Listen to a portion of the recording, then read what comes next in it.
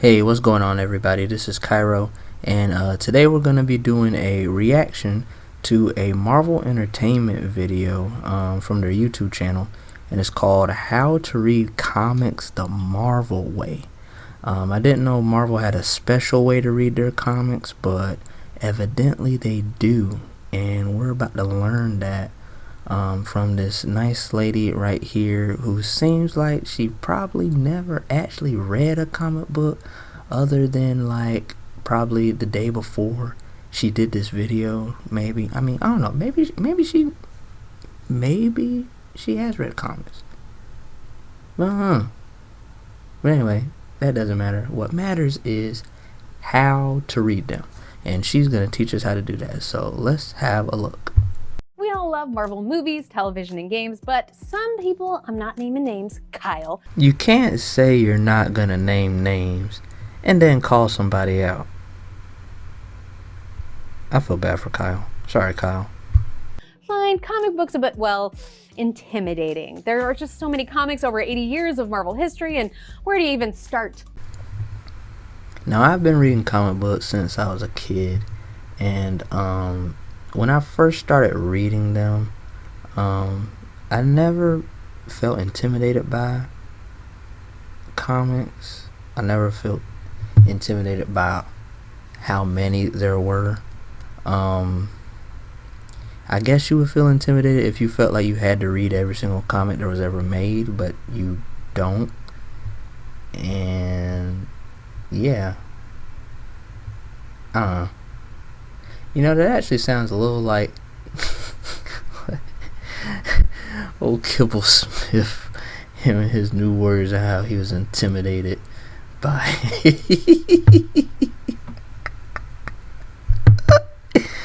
he was intimidated by who was it, Nova being buff.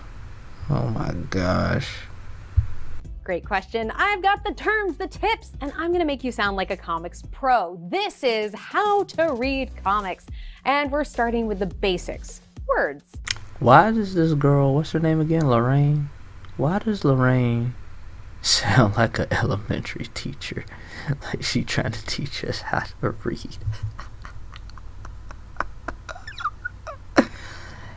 I guess that's what it is. I guess it's for little kids to learn how to read a comic. But like I said, I was a little kid and I didn't have a video telling me how to read comics. And guess what? I figured out how to read them because it's not hard. Some of this stuff may seem pretty obvious, like, hey, they're words, I read them in the end. Yep. But I'm gonna show you how text in comic books does a lot more than that. So let's do it. The words on the page are written by the writer, but that's ironic. Then drawn by a person called the letterer. They create the artistic styling of the words, or what we call lettering. Lettering is a lot more expressive than just some old basic font. Sorry, Helvetica, if that is your real name. Characters like Thor even have their own special Asgardian style lettering. Hello, mortal. Lettering, in addition to giving us something to read, can also tell us how a character feels or what they sound like. Today, I feel worthy.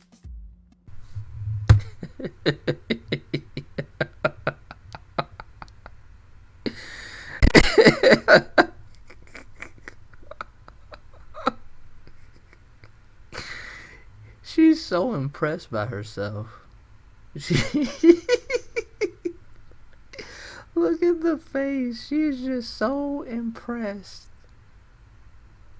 of herself. It's amazing. But where do the words go? Usually in panels.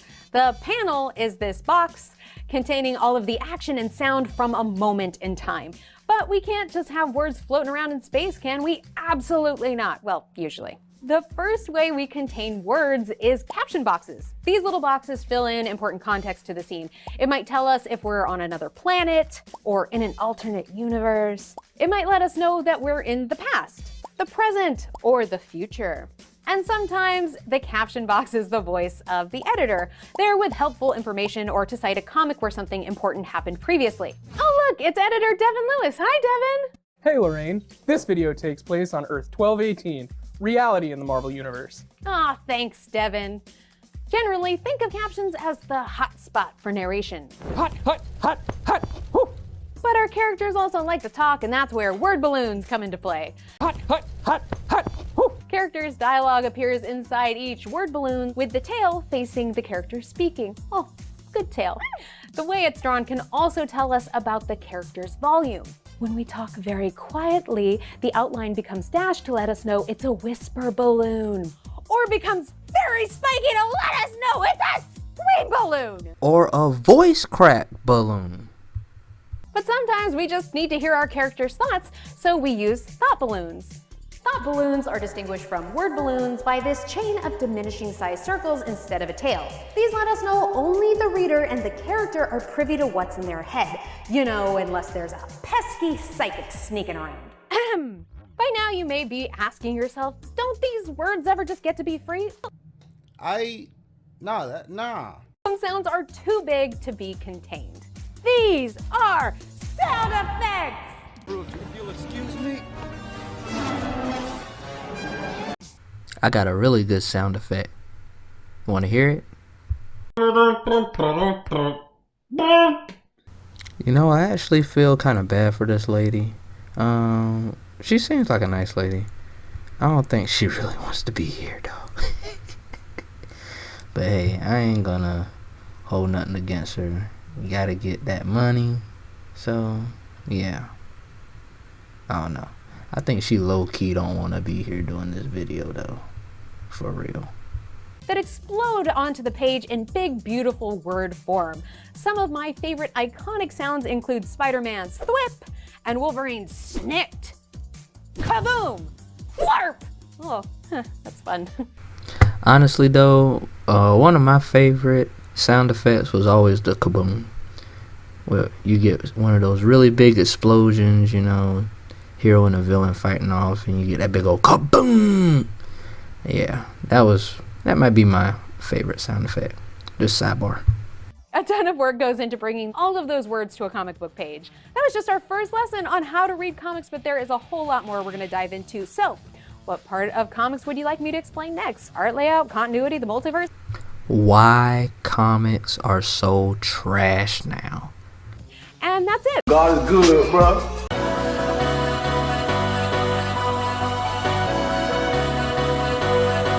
I'll see you next time. I'm Lorraine for Marvel, your universe. Well, that was pretty pointless video right there. Indeed. However, there was two things that I thought was actually informative. The thought bubble and the whisper bubble that she called it. That's actually worth talking about because if you do start reading a comic, maybe you would be actually wondering why those balloons look different, you know, from other ones, and you might, you know, read it as you would read the regular ones. The spiky bubble or the scream yell bubble, you can kind of tell that that's made for if someone's yelling or something. But yeah, that's about it. Everything else was worthless.